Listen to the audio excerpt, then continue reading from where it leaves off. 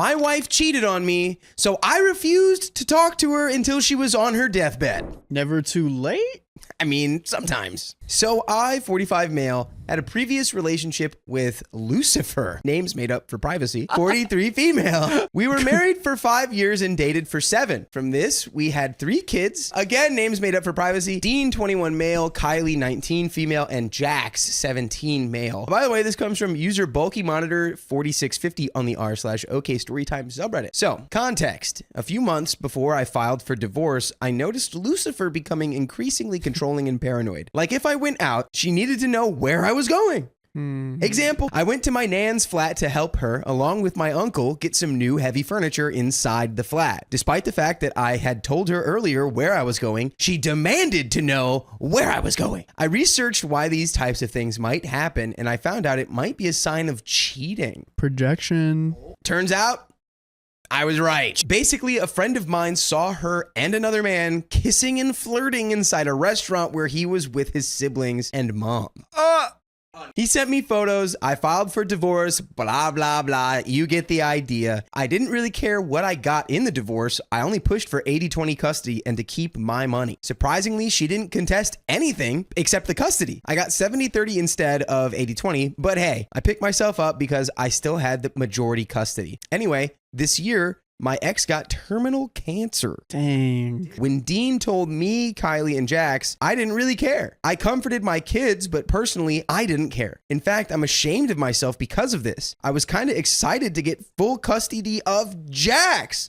Oh no, dude. Yeah, Dean has already moved out and Kylie decided she wanted to stay with me when she turned 18. So a few days after, I got a call from Dean. He told me that Lucifer was bedridden and she had asked Dean to talk to me. Oh, wow. Basically, her last wish was to have one last conversation with me. I told Dean quite bluntly, I'll admit, that no, I would not talk to her. Oof. All care I had for this woman evaporated when I found out she cheated on me. Dean understood, but told me to expect a call from his maternal side as they had basically treated her like the world revolved around her in her last few months. Somehow my ex-in-laws got my number and have been bombarding me with texts and calls, calling me heartless and evil for not granting my ex her final wish. But all of Lucifer's family and a few mutual friends are on her side. And we do have an update. I'm gonna be real. I would go. Yeah, dude. Of course. I would go.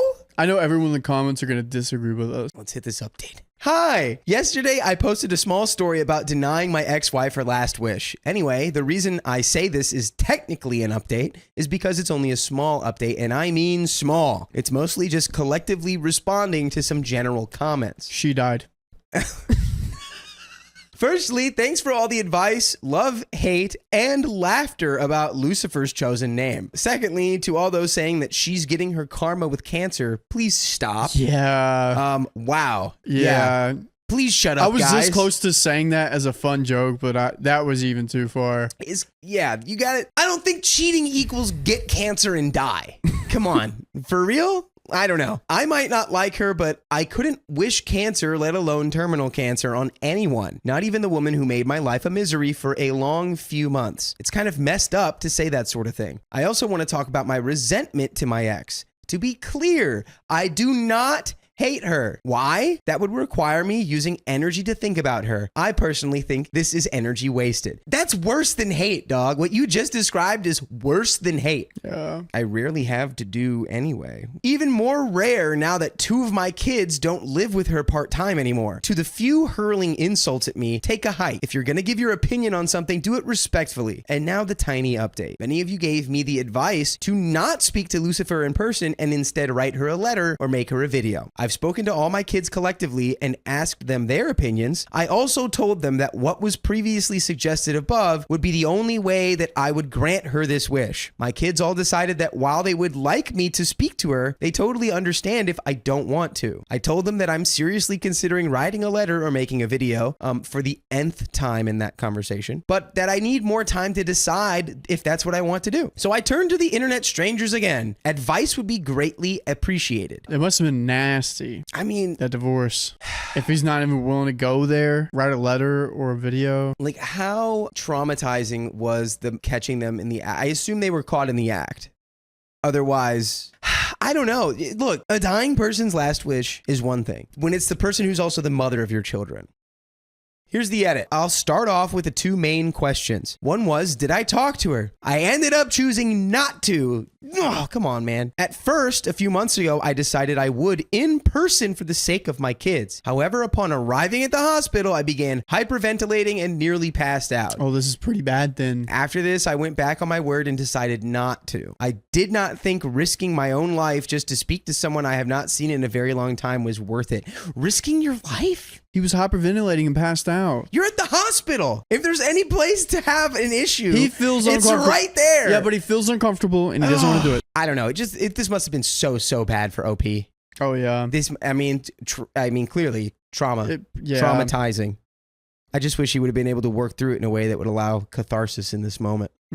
The second question is pretty much the same sort of thing. Did I make her a video call or write her a letter? I also considered this. However, after I decided I might, something happened that made it impossible. No. Let me catch you up first. We already know. Shortly after my post, some of Lucifer's relatives that had been attacking me began to publicly attack me on social media. I was attacked by even more people. Most of these people I do not know. The posts were taken down when my 3 kids sat down at their mother's relatives and told them in no uncertain terms that they would cut contact if this kind of thing continued. Nice. This seemed to stop it. I'm incredibly grateful and feel blessed that my kids did this for me. They didn't have to, but they did. Shortly after this, we received news that Lucifer might actually come out alive. What a twist! Let's go. Basically, what was unaliving her had sort of become benign, and the doctors were working on treatment. This was short-lived.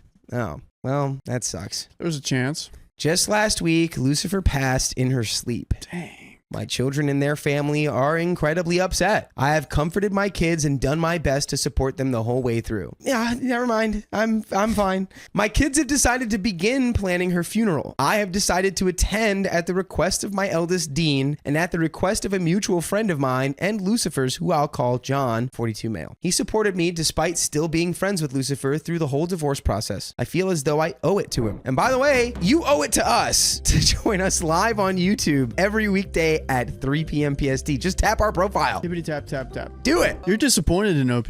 I don't know if I'm disappointed in OP. I think I'm more just disappointed in this whole situation where it's, clearly there was some very real trauma response just going, thinking about talking to her. And I hope OP, goes to therapy to address that. Yeah. And works through it. But, it just really sounds like they weren't in a place where they were physically able to even have a conversation. Yeah. So that's understandable. I am kind of confused at the whole, I'm going to go to the funeral at the behest of someone else. There.